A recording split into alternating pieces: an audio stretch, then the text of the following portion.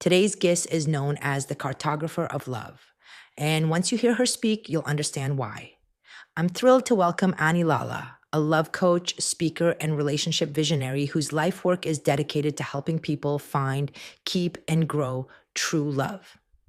With a background in biology, philosophy, NLP, and clinical hypnosis, not to mention a wildly inspiring personal love story, Annie brings a rare blend of science, soul, and storytelling to the realm of relationships. In this episode, we explore how heartbreak, self inquiry, and deep emotional courage shaped her journey. From losing love at 30 to walking away from good enough at 38 to meeting her soulmate on a stage at Burning Man and becoming a mother at 41. Whether you're single and wondering if you're settling or in a relationship struggling to navigate conflict, Annie's perspective will challenge and awaken you. She believes love is a laboratory and conflict isn't something to avoid, it's how we grow together.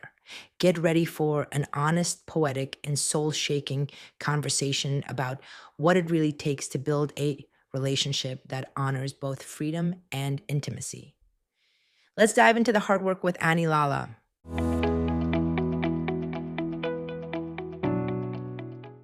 So nice to meet you, and I'm so happy that you're here with us today. Delighted. I love your work. I love your energy. I love your vibe when it comes to relationship and how your perspective is so positive after everything that you've been through. So I'm going to start asking you, how did your journey start becoming a love and relationship expert? Let's see. I have been doing this since I was in public school, in the playground at recess.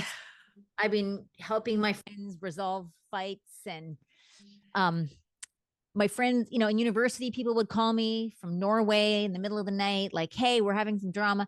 I just have always been the go-to person Okay. for helping people around their romantic dynamics, but also just friendship, parent dynamics. Basically, I was a corporate IT consultant and I did that for a long time, made a lot of money. And I was like, I don't like doing this. I don't care about IT software. But the reason I was good as a project manager was because I was mediating between the business development team and the software developers, which is Mhm. like trying to help a husband and a wife in conflict get along. So I got good at conflict resolution, but it wasn't in an area that I cared about. So I saved all my money, quit IT, moved to New York, and decided I'm going to be a love coach because that's all I care about is human relations and interacting with, human hearts. And so I had a good friend. She was a weight loss coach, and she said, I'm going to help them lose weight, and then I'm going to send them to you to find love. So I started getting my first clients. I started building my by referral, my practice, and I've grown by word of mouth. And I started to create online programs. I met my husband. He's a marketer. We co-teach together many programs and we run our business together. And so we teach about love, we teach about coaching, and I do private coaching. And I also teach people how to become relationship coaches so I can build an army to upgrade the way human beings do love on our planet.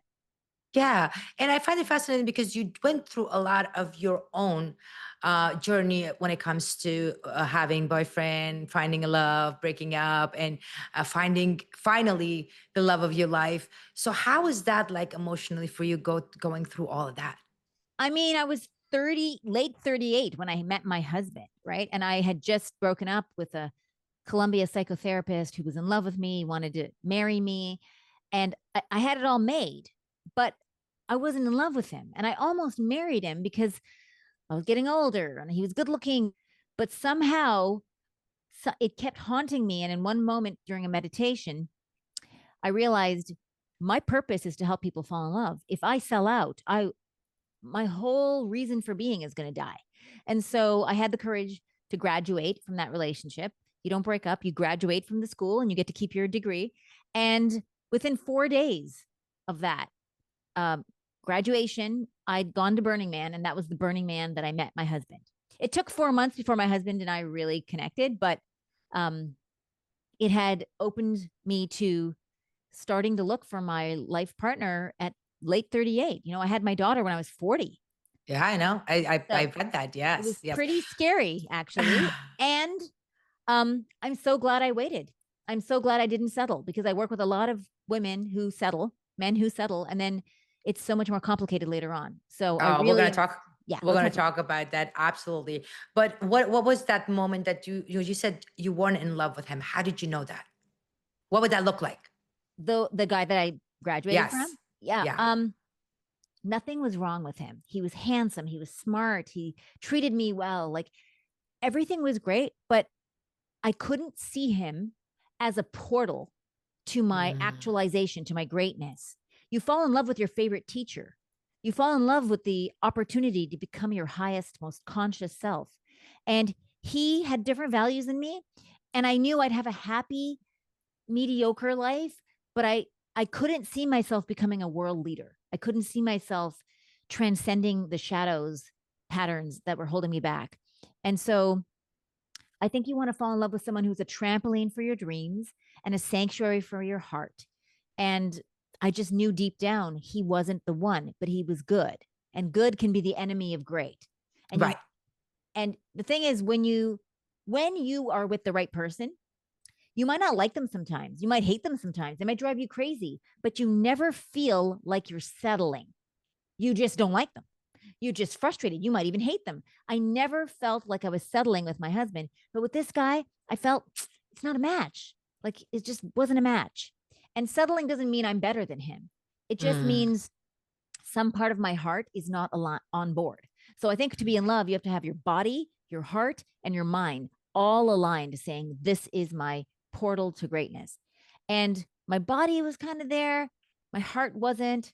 My mind wasn't quite. It was like 80%. And 80% just wasn't enough. wasn't You needed enough. a yes with all three, body, heart, and mind. My husband was the only person in my whole life where I got all three. Because it's important. A lot of people right now in today's generation, they're confused about true love, right? Because true love is a very fancy and magical word. And everybody's like, oh my God, I want to find my true love. I want to find my true love. But then you're in a relationship, like you said, it's good, nothing is wrong. But inside of you, the energy is like, some things are still missing, right? It's like, that's when you know it's really not a true love. And it's very, very, very, very quiet at first. So I Yes. always say to my clients that, like you said, I love that you said that there was nothing wrong with him. It's just that 80%, but not 100%. And it's not a match. Like if you take your house key and try to open my front door, it's not going to Hmm. open. And it's not because my lock is better than your key or your key is better than my lock. It's nothing to do with Yeah. that. It's just not a match. And when it's Yeah. not a match, the door doesn't open fully to your heart. And so um, there's many ways to figure out if someone's a match, and we could talk about that. But really, it's is this person the portal, the Mm, access point for my highest, most actualized self? And it's a feeling. Now, mm. oftentimes our wounds from childhood, our attachment wounds govern who we're attracted to. And so we'll feel like I have a crush on this person, I have an infatuation, or I really love this person.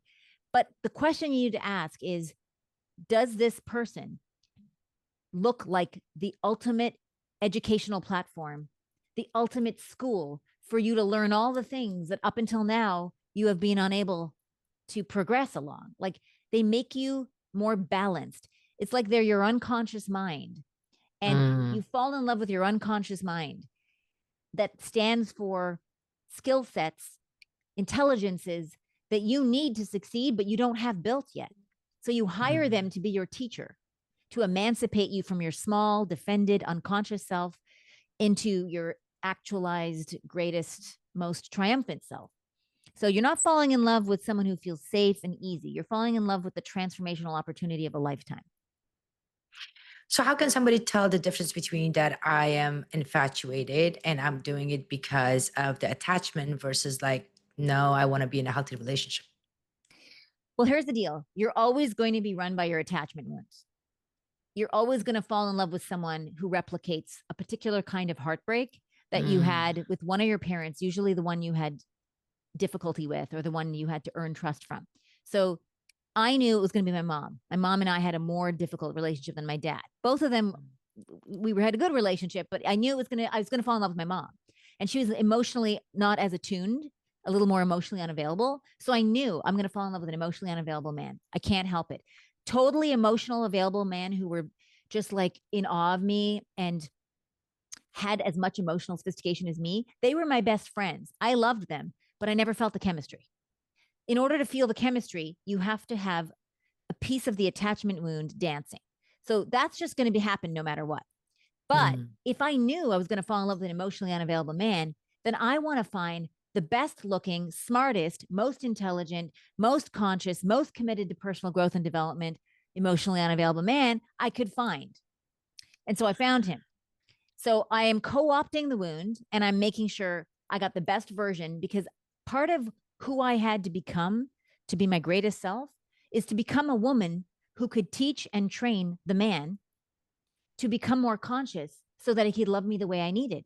And I found a man who was willing to do that work, who I think was evolutionarily oriented, and who loved me enough. And over the last 16 years, slowly but surely, he's been learning how I need to be loved. But I had to learn how to communicate it. And that learning developed me in my shadow, right? Let's talk about that. That Okay. is the most important because we talk about this a lot. Now, I love this. You said, I taught him how to love me, versus a lot of people expect them to know without even, like you said, clear communication, no boundaries. It's like, oh, well, he should know or she should know. And by the way, you pick someone by design who doesn't love you the way you need to replicate that heartbreak wound that you had with your attachment parent. You Mm, literally pass all the guys who could love you the way you claim you want, but you don't feel turned on. You don't feel the chemistry. And then you pick a guy who you're like, oh my God, this is the one. And at the beginning, it feels like they love you, but you can smell they're going to hurt me in a particular way that's reminiscent of my childhood. And it's by design that you hired them to hurt you, because in order to train them into loving you the way you need, you have to become a more conscious version of yourself. So it forces you to grow and it forces them to grow. So everyone wins. So right. just So it's knowing that. normal to express your feeling and say that this is how I want it to be loved. Like, these are the things. Because a lot of young generation today, which in my case, that my listeners, they're missing that part. The expectation is that you should know. I don't need to tell you that. You should know how to love me. You should know how to treat me. You should know how to understand me. But I believe in that. No, not really, because nobody's a mind reader, number one. And number two, like you said, you have to be the one to express yourself and give them the, because we have so much attachment with Well, ourselves as we grow.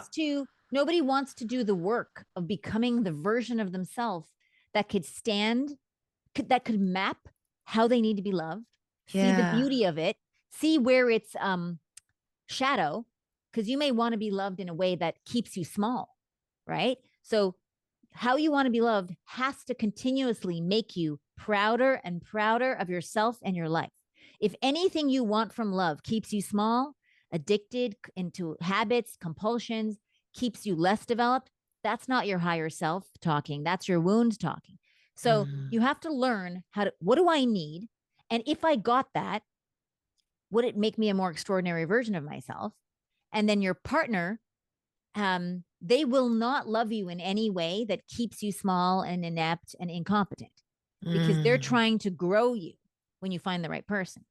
So you have to teach them, and they have they joined this relationship to learn how to love better. That's why you join a relationship, to learn how to love better, to learn how to be loved better, and to fall in love with your life and the world. So if a mm. relationship is not helping you fall more in love with yourself, your life, and the world over time, what's the point of this relationship? That's it. There is no point to it Yeah. because you grow and as we grow, we change, right? Our things change. We develop ourselves, and if you have a partner to just go with that, that is so much better versus like keeping you and like you said, so small. Yeah. And I don't know if we change, actually. I wonder if over time we just become more and more ourselves. We scrape Right. off more and more of the barnacles, of the wound driven strategies, the defense mechanisms, the um, painful patterns that evolved to cope with a difficult childhood. Those are our unconscious habits. And who Mm, we really are is our essence underneath. And a true love partner falls in love with our essence. So when they're interacting with us and they're interacting with our wound, our defense mechanisms, our unconscious habits, they get frustrated because they're just like, where's my wife? Where's the person I fell in love with? I don't want to interact with a program, a defense mechanism. And so most people don't realize that most of their personality is isms, defense mechanisms. And defenses. How can you peel off more and more of that that's not you so you can reveal the magnum opus, the masterpiece of who you are and underneath. That's so beautiful. That is really Yeah, you've beautiful. heard the metaphor of Michelangelo. Yes. Michelangelo, he saw a block of marble and he said he saw David inside the marble and he carved away everything that was not David. So when you fall in love with someone, they become your Michelangelo and you hire them because they fall in love with your highest version and they can see your magnificence. And anytime you're not acting in accord with your magnificence, with your values, they're going to get uncomfortable. They're going to get frustrated. They're going to be upset. And Right. so you hire them to carve away everything that is not you, to leave and reveal the masterpiece inside the marble. If Michelangelo had not carved the marble into David, no one would be flying to Florence to see it. But your partner's not Right. trying to change you. They're trying to emancipate you from inside the block of marble. And so you want to Trying to offer find. yourself up as I'm being carved into my greatness because you don't fall in love with another person. You fall in love with who you Mm, get to be inside the relationship, who you get to be through them, with them. You fall in love with the vision that they have for you, which is bigger than the vision you have for yourself. mm. So is there such thing as a soulmate or is just a myth? I mean, I think I think you attract a partner that it's at the level of consciousness that you're at. So as you develop your consciousness, what you want from romance and from a relationship shifts. And that's why I think it's important to be sufficiently along your path, have enough shadow work, personal growth, so that you have a clear sense of what works for you and what you want to create with your life. I think there's soulmates, but it's like every relationship is work. Every relationship is going to have struggle and work. Why? Because you're two different people, two different values, two different philosophies, two different histories. It's hard to make those two puzzle pieces match to make a life. So it's always going to be work and suffering, no matter what the relationship. So Mm, if you want to fall in love, you want to find someone who's worth the suffering. You need ROI on your investment. So of all the men I've ever been with, my husband, I would say he's more suffering than all of them combined, to be honest. But he's the only one worth the suffering. He's worth the suffering. And so it's who do it's not who, it's when. When are you ready to go the return on the investment? I'm going to make this call. You could wait till the day before you die. You keep waiting, looking. But if you wait till the day before you die to buy a computer, it'll be the cheapest, best, most amazing computer, but you won't have used it your whole life. So right. you kind of have to make a call. And I think your soul finds its playmate in the lifetime that you're in. And it goes, I want to play with that one in order to learn this curriculum, in order to achieve this dharmic imperative. And when I met my husband, he was a teacher, he was a marketer, he was an evolutionary. And I saw his particular brand of genius, how it would work with mine to make an impact in the world that I wanted to make, which is to create a true love relationship, to teach others how to do it, and to learn to spread that message. And we've been doing that together. Mm. So why there's so many people are actually attracting the wrong partner? Well, I don't think it's the wrong partner. Every partner is either the one or practice for the one. So when you're an Olympic athlete, you go to the gym every morning to practice Mm, and you bring your A game to every practice. But even though it's just the local gym, it's not the Olympics yet. You want to practice bringing the top of your game to each date, each interaction, so that when you're in the Olympic situation, you've honed your behavior. And so I don't think you pick the wrong people. I just think you go to school, but you graduate from all the schools and you get your degree. I graduated from every school I've been to with my education. Every relationship is a school, but there might be a relationship that is so infinitely fascinating, uplifting, engaging, educational that you stay in that school forever. mm, So, what is the school? What is the relationship that is sufficiently nourishing and engaging and inspiring that you don't want to graduate? And then you mm. don't. So I don't And know if there's this thing as a wrong relationship. There's just the relationship you're in. And every couple that's together right now are right. supposed to be together. They're Oh, supposed to be together. I I think we come to a relationship to get a certain level of nutrient, education, knowledge, wisdom. And we came to the relationship to get that degree. And Uh-huh. once we get that education or that nutrient that's missing, that awareness, that skill set, we will naturally graduate Mm. unless there's so much more to learn, you keep staying. So, um, couples who are together but are fighting or they're having drama or things are difficult and people think they shouldn't be together, they're supposed to be together until they're not together because they won't break up, they won't graduate until the upgrade that needed to happen happens. They might have to go through another 3 months of tumultuous drama before she learns to have a backbone, before he learns that if he doesn't empathize with her needs, the relationship starts to crumble. They got to learn. And once they learn it, it either upgrades the relationship to the next level, which becomes a new school, or they graduate and they look for another school. Mm. Is there And a way to, it's is there a way never a to, failure. The point I'm making, though, is it's never a failure because you always have your education, your diploma in your pocket. no, I just want to know if there's a way to expedite this because, a lot of people in toxic relationship, and like you said, they have to be So together hold on. because, I don't know if there's such a thing as a toxic relationship, right? okay. Okay. So a toxic relationship is a term used for someone in a relationship where their needs are getting trespassed. Okay. Yeah. So unless you're being held by gunpoint and someone's got a knife at your throat, like I know there's those levels, but in general, the person who's being abused is unconsciously collaborating with the abuser by tolerating suboptimal behavior, by not standing up for themselves, by not getting support, by not speaking up. And so when I'm working with a couple, I'm always trying to get them to um, represent their needs and wants, stand for their dignity, um, become a visionary for what's possible. You have to create and craft a relationship. It doesn't just happen. You have to build it like an art piece. And Mm. so a toxic relationship is two people collaborating on something that's not making either of them better. And remember, a relationship's purpose is to help you fall more in love with yourself, your life, and the world. So anyone who's in a relationship where that's not happening more often than not every moment that's happening, right? Mm-hmm. If I'm fighting with my husband some morning, I don't feel like I'm falling in love with myself, my life, and the world. But you calculate it across days and weeks and months and years, and you don't look at it just in the moment.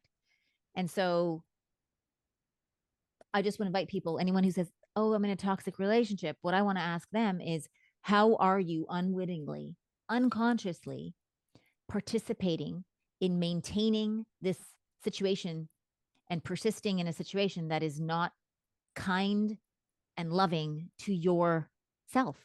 And how can we build your Mm. self-esteem?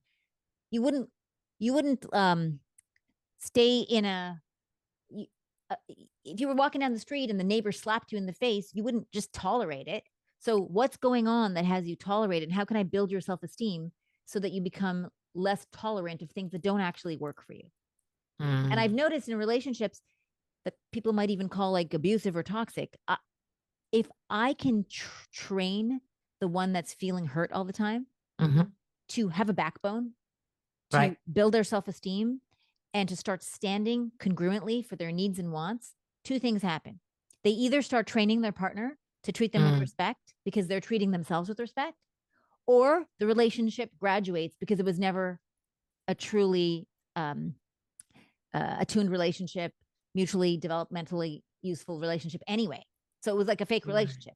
So that's literally what I teach people to do in my courses, in my programs, in my coaching is how to build the self-esteem to treat yourself and a romantic partner with maximal dignity.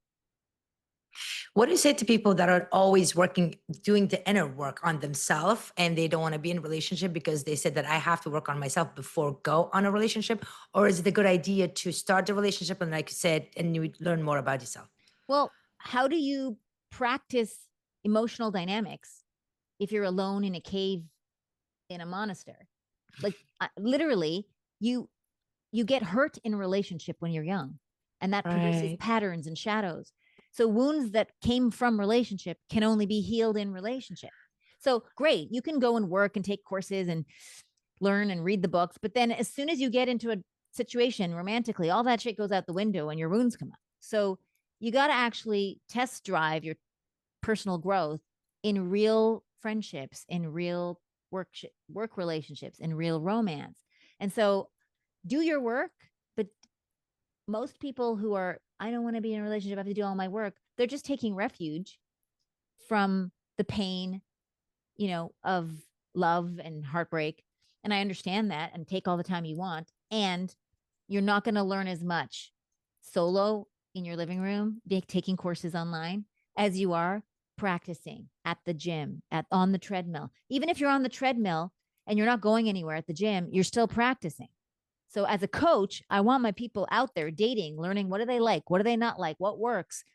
You got to be iterating and practicing, not just reading theory. Yeah, which a lot of people do. Well, you're a mom. I always tell my clients that, learning about to be a mom is a whole lot different than actually having a baby. You know how that goes, right? Of Because people course. read books and all that stuff. And when that baby comes in, everything goes off the window. Absolutely. And It's an you're like, oh inside my job. God. Yeah, that's not how it was. So relationship is the same thing. They have to go brave enough to go there and try it, like you said, and you learn about yourself. Yeah. You gotta actually practice what you're learning in your self Everyday life. shadow work. Um, shame. Shame is what's underneath a lot of issues with couples. And Okay. shame is forged in the context of an other. When Okay. babies are born, they're not ashamed of anything. They'll play with their poo, they'll throw their diaper around. They don't know shame, okay, until someone imprints them with it. And so shame is forged in the context of an other, whether the Okay. other is in front of you or you have it in your mind. You're in your bedroom by yourself at university, in your dorm room, masturbating, but in your mind, you think God's watching or your mom's watching, or you have a posited other. But you have to have some kind of other to feel ashamed around. So the only way Mm, to heal shame, because it's forged in relationship, is in the context of relationship. So the fastest way to heal shame is to find just one person that you trust. Could be a therapist, could be a coach, could be a best friend, and share with them the thing you're ashamed of. Breathe through the sensation, which is going to feel terrifying, like you're going to die, and then watch that the world doesn't explode. You don't spontaneously combust. They don't run away screaming, and you survive. And then the more you're able to share the thing you're ashamed of and see that reality doesn't crumble, the less the shame has a grip on you. So it requires secrecy to keep shame alive. So the antidote to shame is being transparent. that makes so much sense. So much sense. How can someone choose between the biological clock and holding for the right person? Well, you have to ask, if you're a woman, you have to ask, do I want a baby daddy or a husband or to be in love, true love? Because there was a time in my life when I was 38, late 38, and I was like realizing that I wanted to have a baby, like many women, but I Okay. realized I was running the program of want to have a baby more than I want to be in love, which is why I almost settled for someone who was a smart doctor, good looking, but I wasn't in love. But he would make a good baby and we could have a practice together. And I was basically giving up on true love and settling for baby daddy and husband. Mm, So you have to ask, do you want a husband, a baby daddy, or true love? And I don't help people unless they want true love. If you want to just get married or you just want to find a baby daddy, that I'm not for you. I'm here to guard my favorite idea that I've ever found, and that is that true love is the most extraordinary transformational crucible for a human being to grow. It's possible. You have to believe in it in order to make it possible, and it's possible for you. And so I'm here to stand for that message and to teach people how to create maps through relational dynamics to create true love. And so if I had given up on that, I would have given up on the very thing that I came to do with my life. So I'm trying to see if I answered your question. no, the biological, because a lot of people are being either pressured by their family, that to have kids, or as a child, like you said, we all wanted to have it. And then we go date after date after date. And then be like, oh my God, I'm 30, I'm 35. Like I saw that my listeners are very young, they're 30, they're panicking. And I always laugh. I'm like, oh my God, you're 30. You're a baby. Imagine when you turn 40, 50. yeah, But they panic. They're like, oh my God, I'm not going to find somebody. So I'm going to, like you said, settle for that person settle. just to Yeah. have a baby. But then you have a relationship that becomes miserable that you're Right. tolerating. And now the child is picking up what love looks like by this fake relationship. And so you're just perpetuating a generational, not a generational abdicating from what's possible, like a Yeah. mediocrity. And so I want to stop that pattern in culture. I want people, I dream of a future where people don't, they, true love is the norm.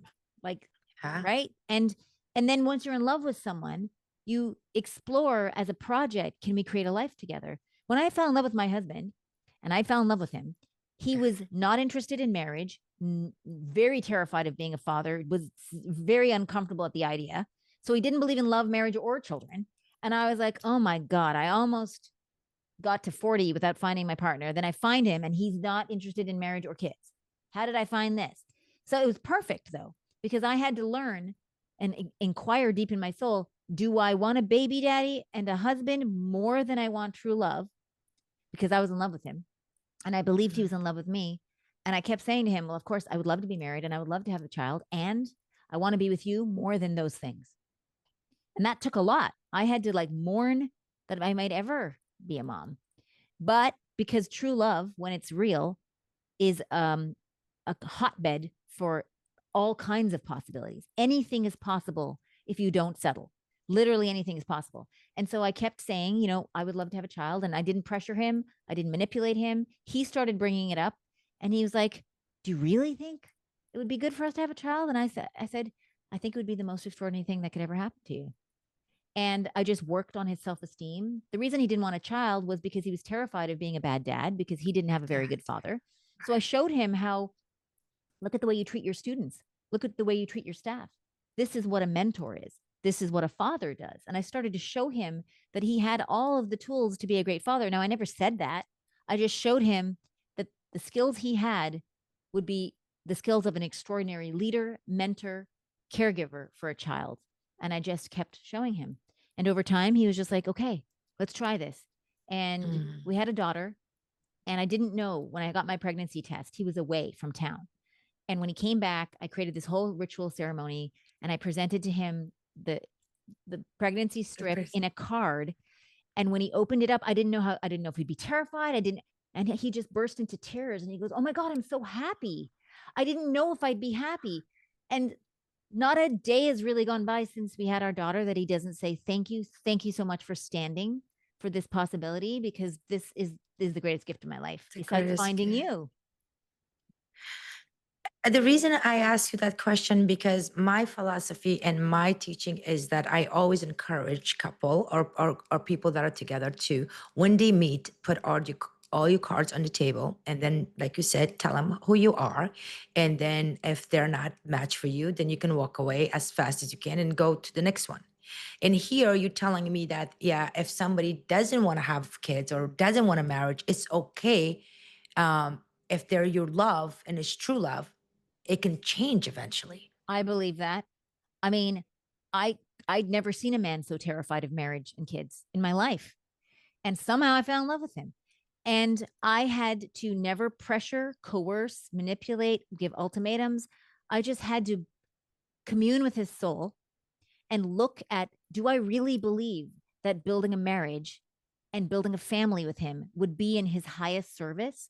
And I kept checking and I kept seeing, even if I wasn't his wife, even if I was his sister and I was watching him from afar, Mm. I was like, committing to a woman and building a family is going to upgrade him in all the ways that he is um, in pain. And so I kept feeling that message and I kept bringing it to him. And that intuitive wisdom was correct. And I think some part of him knew. When I met him, he knew I had a dream of being a mother my whole life. When I was 18 Mm. going to university, I was buying cards for my future daughter. Yeah. I'd already known I was having a daughter. I'd been planning to be a mom my whole life. Some part of him knew that a deep part of my identity wanted to be a mom. And I don't think he would have fallen in love with me if he didn't think that that was a possibility. So, and I don't think I would have fallen in love with him if I didn't think there was a part of his heart that wanted to be emancipated from the fear of marriage and the fear of fatherhood. And And it's who I had to be to enroll him without pressure and coercion was an extraordinary, powerful marketer, you know? No, but it was a big deal for you Yeah. because I mean, he didn't want it. He told you that, but like you said, you had dream of becoming a mother from such a young age, and to be able to give that up at one point and say, okay, you know what, I love him so much, even if I didn't have, that's a lot. Well, that's love. You see, that's how he knew it was love. See, when someone knows you love them no matter what, and it's hard to prove that, then something opens in their being where they're willing to create anything with you. They're like, everything I knew before that was true is dissolved.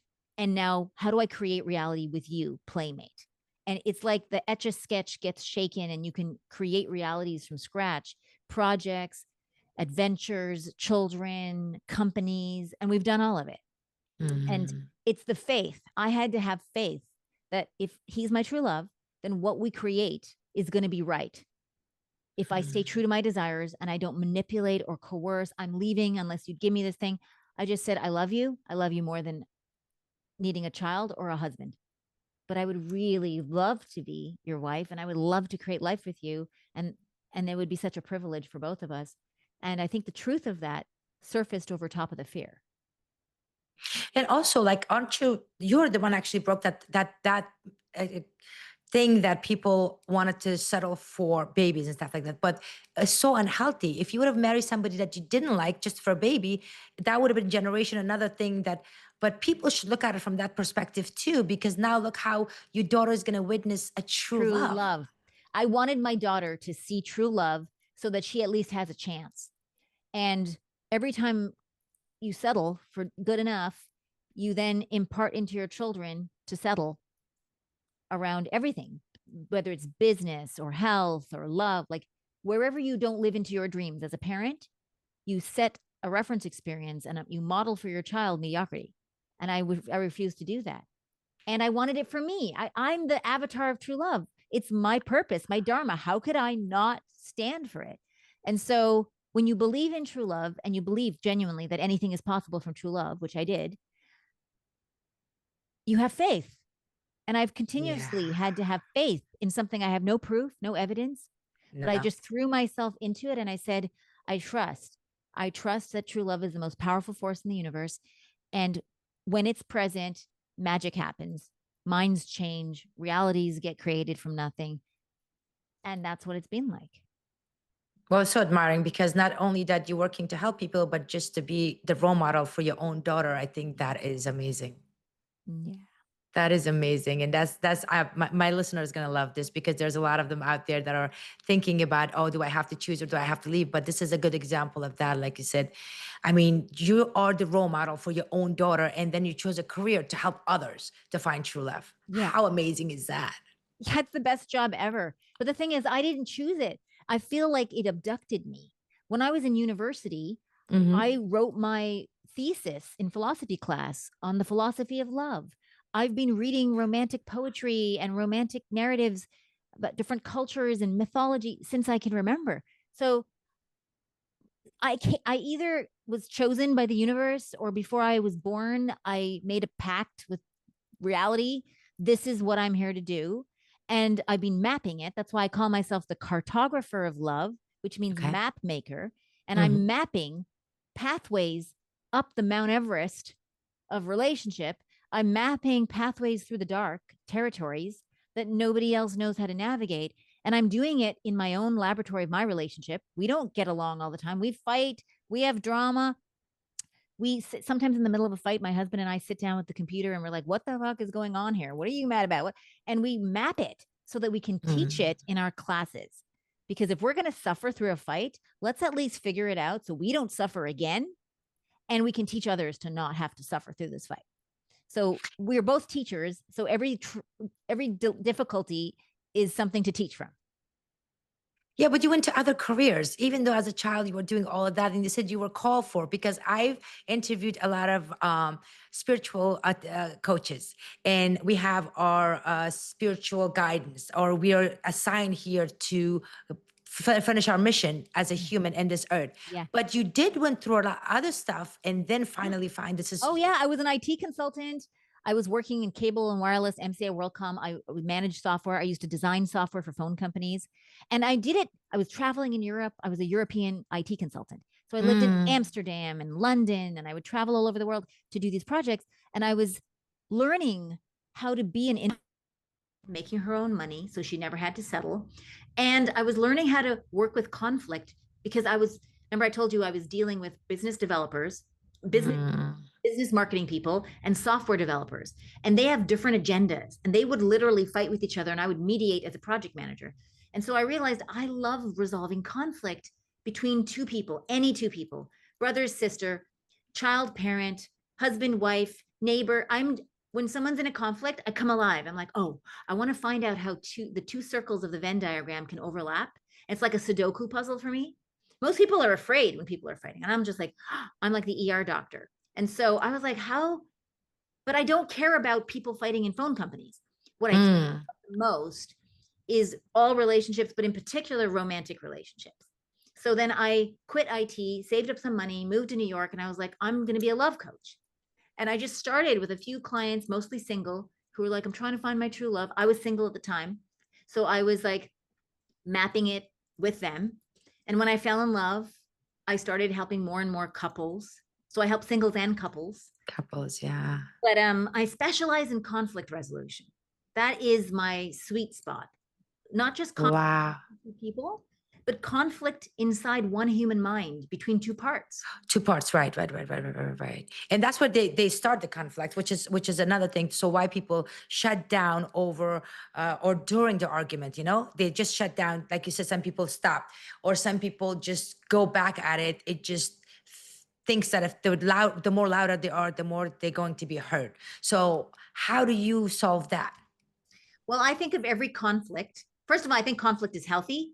And it's Okay, like going to the gym. When you go to the gym and you bench press the weights, you it rip the hurts. muscle, and you rip the muscle in order for the muscle to grow back stronger. You have to rip the muscles in your reps, right? Mm-hmm. So to me, every conflict is the relationship, ripping the muscle, little conflict. Mm-hmm. But if you can resolve the conflict, it heals the relationship better than it was before. So I see a conflict as two people um, with two different ideas, values, perspectives, philosophies, trying to tessellate two different realities together. So it's like a conflict is a collaboration trying to happen, but getting undermined, getting stymied, getting interrupted by shadow patterns like coercion, manipulation, coercion, intimidation, threat. That's coercion, is the enemy of collaboration, or collapse, where you just go, fine, whatever, and you abdicate from your needs and wants, you collapse. Whether it's coercion or collapse, those are the enemies of collaboration, and they cause conflict. And so what I'm Okay. teaching my clients to do is how to turn a conflict into a collaboration. And that's a process, because every collaboration is actually a conflict done right, and a conflict is a collaboration done wrong. So I basically teach collaboration, but So I let's give example of that to our listeners. Give me example of how that worked with the two couples. okay, so say sometimes we think a collaboration. When I met my husband, I thought a collaboration was sometimes you get your way, sometimes I get my way, Okay. and I just have to grin and bear it and tolerate it. Right. And he's like, no, no, no, no, no. A collaboration is where you bring your needs, wants, and desires and you put them on the table. Okay. Which takes courage. For some people, that's really easy. And for some people, even knowing what you need and want is hard because you're always trying to take a beat off everybody else and you're not connected to your needs. So that's one step to learn how to do that. Once both sets of needs are on the table, the desires and the wants, then you have to do this process of snipping with metaphorical scissors your death grip attachment to have to having it go your way. You have to surrender your needs and wants and desires onto the altar of us, into the consideration of the conversation, and Mm. trust that you're not going to collapse and they're not going to coerce, or if they do, we'll find our way back. Because during a collaboration, many conflicts will come up, but you go off balance and then you have to come back. So you say, I want to go to that Chinese restaurant that just opened up down the street. He wants to have Italian because he's Italian. And that's different. Where are we going to have dinner? Okay, I'm picking something trivial. All right. I say the reason I want to go to the new Chinese restaurant because I like novelty. I want to do something new and see what's new, opened up, and exciting adventure. So that's my value. Okay. And he's like, oh, so it's not that you want Chinese foods, you want a new, exciting, adventurous experience for date night. And I'm like, yeah. And it just opened up down the street. And then he's like, well, I want Italian because I really like Italian food and it matches my diet and da da da da. And then he says, but the reason I want Italian is because I want the food. I don't really care about the adventure or the ambiance. Adventure, yeah. And so he's like, and so we start talking and tussling. And I'm like, well, Chinese, Italian. And then maybe we find out that there's a new Italian place 15 minutes away where he's like, yeah, I could be open to trying that. And I'm going to get my novelty. I try something new. It's not the same old Italian place. And I'm more into the ambiance as he's more into the food. And over time, when you collaborate, you come up with a solution in the brainstorming session that satisfies enough of my values and enough of his values that we can say yes to it. And often that solution is better than if I had gotten my way or he had gotten his way. So it produces this kind of like new emergent possibility. And then I have a new Italian restaurant that's fun and interesting. And he's like, I like this one better than the old one. And so if you just go, I want Chinese, I want Italian, then you never continue the conversation to see what are the values? What am I optimizing for? What is really at play? And then you do that work and you start to learn about your partner. I learn, oh, the food's more important than the vibe. I'm like, I don't care that much about the food as long as it's edible. I like sparkly chandeliers and vibes. And he learns about me. And so intimacy is built in this back and forth consideration, collaboration, which was a conflict, but gets resolved. And so intimacy is built through conflict resolution, rupture, repair. That's how you build muscle. That's how you build intimacy. So you don't want to be afraid of it. You want to be careful that you're not lifting too high a weight where you tear your muscle and now you're out of commission from the gym for months. So there are certain kinds of fights that, usually ones that threaten the relationship, that tear the relationship, and both partners take a long time to heal from that. So what I teach couples is how to cultivate the skills of conflict resolution, the art of fighting. There's an art. Okay. There's a way to fight that hurts the relationship long term, and there's a way to fight that builds muscle. And every fight, you want to get to a solution that makes you both go, that was fucking rough. That was a lot of intensity. But you know what? We're better off now than before the fight. So we're actually glad we had it. That's the kind of fights I want to optimize for, where you're like, that was rough, but we're actually at a better partner relationship now because of that drama. We know more about each other. We have a stronger musculature in our dynamic. And so we're glad it happened. You're making it sound so much fun to have fight now. I'm Well, it can be, but we get triggered, right? And we get triggered because they have wounds from our childhood. And oftentimes what we're fighting about, we think we want something. We think I want Chinese, you want Italian. You want Italian, it means you don't respect me. You don't love me and want to give me what I want. And then we misunderstand because we don't understand the values that's behind our partner's requests or desires. And so we assume the values and we're often wrong. So most conflict are actually a conflict in values that when you bring it to the conscious mind and work it out intentionally, you can often find enough of this value and enough of that value that the solution is like workable. You don't always get exactly what you want, but you have a relationship that works and you're learning about each other. And oftentimes the solution is better than anything you could have come up with on your own. I was just going to say, you understand that you're talking and you're breaking it down to the listeners that they're used to saying, like, a lot of people try to avoid fighting. Like, they think that's a bad thing. That's not a healthy relationship. Like you said, there's a level to it when it comes to stuff. But a lot of people just avoid that because they don't want it. And the way you explain it, it's actually healthier. Because they don't know how to do two things. They don't know how to regulate their nervous system when they're scared, angry, sad, upset. They don't create safety in their body because they get dysregulated, triggered, which is actually time travel back to a younger regressed self. You don't have the access to the kinds of grown-up files that you need to effectively behave. So I teach people how to time travel back from their regressed self, triggered self, to the present moment where they're an adult and they have all the books and the podcasts and the files of grown-up development that they can access to act like an adult. But most people don't know how to regulate their nervous system and be an adult in a conflict. So I teach that. And I teach them and that builds your self-esteem, by the way. When you know how to regulate and be in wider and wider circumstances of intense sensations, you Okay. are powerful.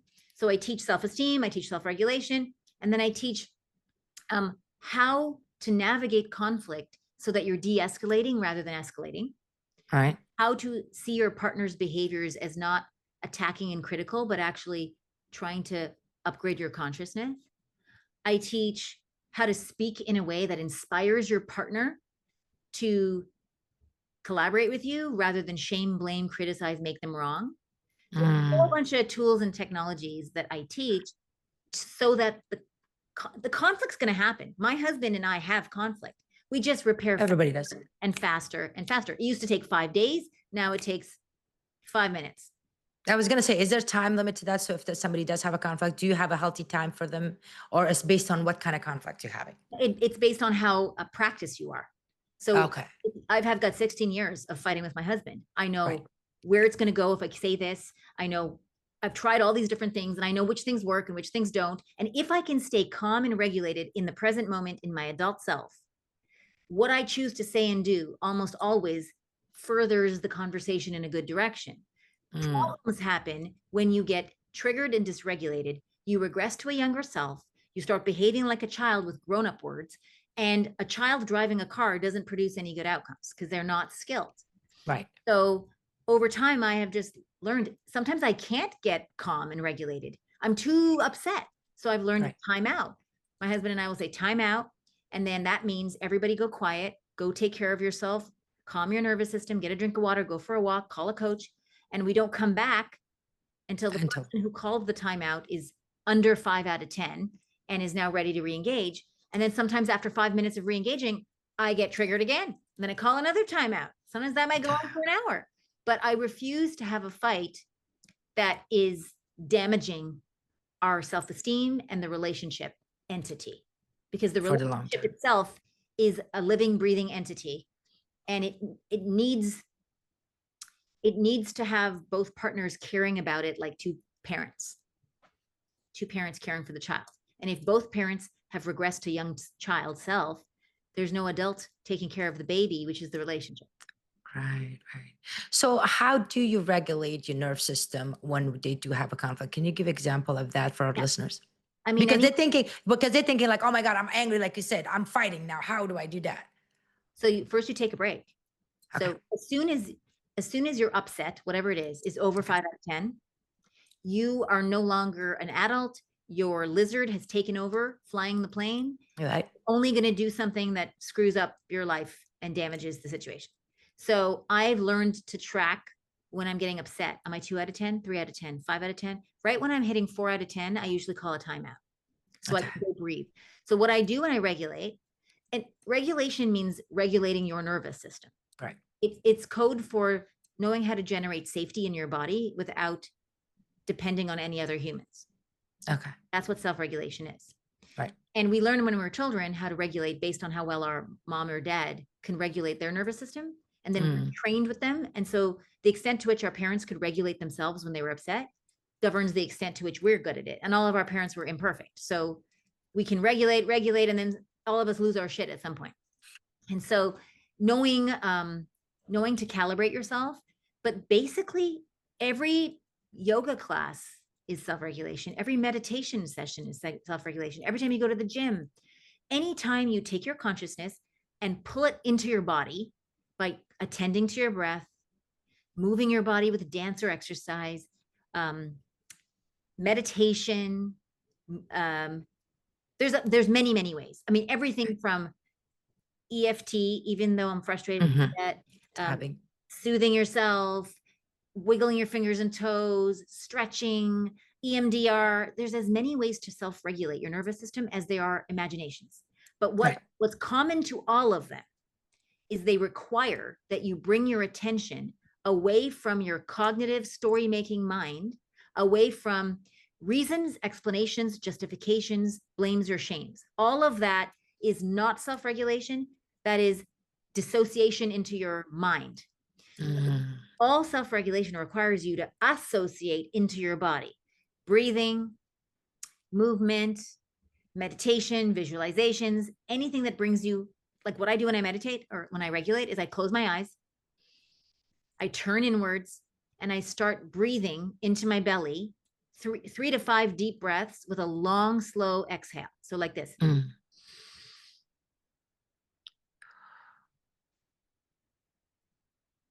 I try to make the exhale Ah. as long as the inhale. I pretend I'm exhaling through a straw.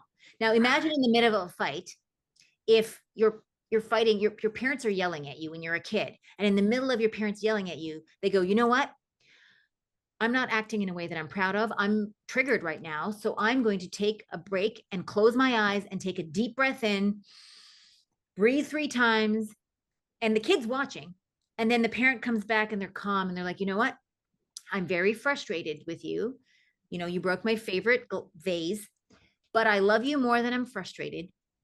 And I know we can work through this, and I'm feeling calmer now, and let's find a way to solve this. And can you just imagine who we'd be if our parents took responsibility for their emotional upset and didn't Mm. shutter their anger, fear, or anxiety onto us?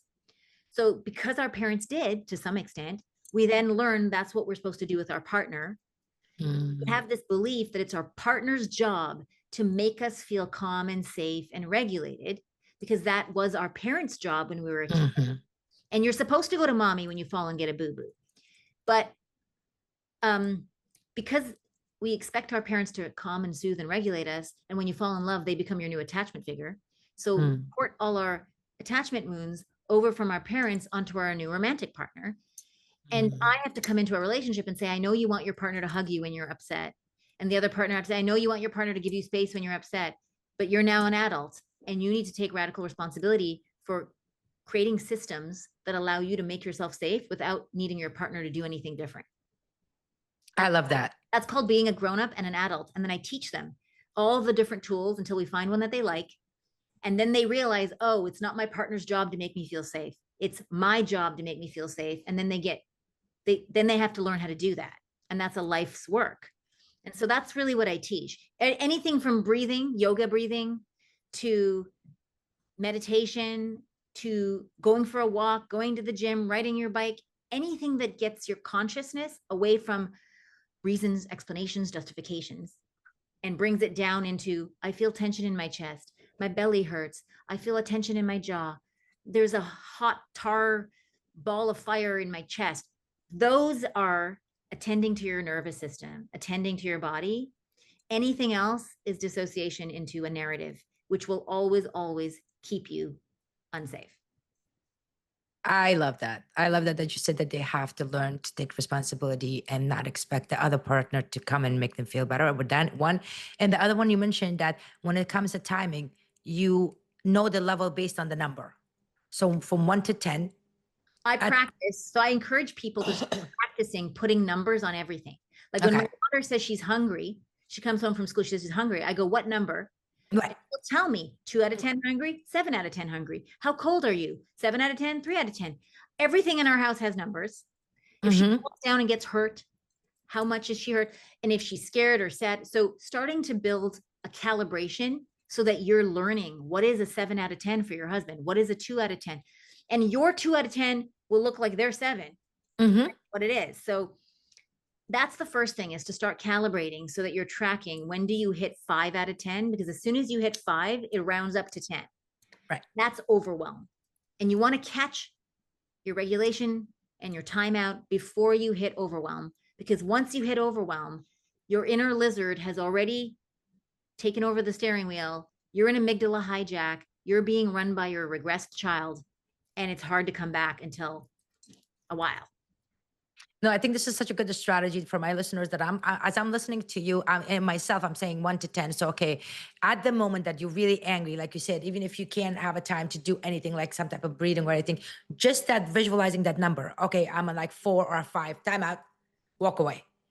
I think Always that would be the always fastest walk way. away. Now, in a couple, there's one person who likes to walk away and take space, and there's one person that doesn't want to walk away. They want to keep talking. They want to fuse. They want to work it out. They want hug me, make it better. Let's fix it. Every couple has one of each of these. Mm. The fuser and the isolator is what Gain Katie calls it. And so I have to teach both of them how to do the opposite skill. The one that's like, oh no, I'm chasing the other person around the house. Let's talk it through.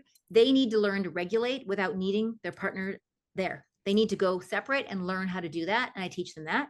And the one that's always running away and doesn't want to deal with it, I have to teach them how to stay in connection 1 second longer, 2 seconds longer, how to not dodge. They came together to cross train each other. One's good at staying in the intensity and one's good at leaving. And so you need to become proficient at both. So you always fall in love with someone who can teach you the skill that's underdeveloped in you. Before I let you go, one of the new trends that's happening right now with couples that are they using the technology, ChatGPT, for all their problem. What is your advice for those people?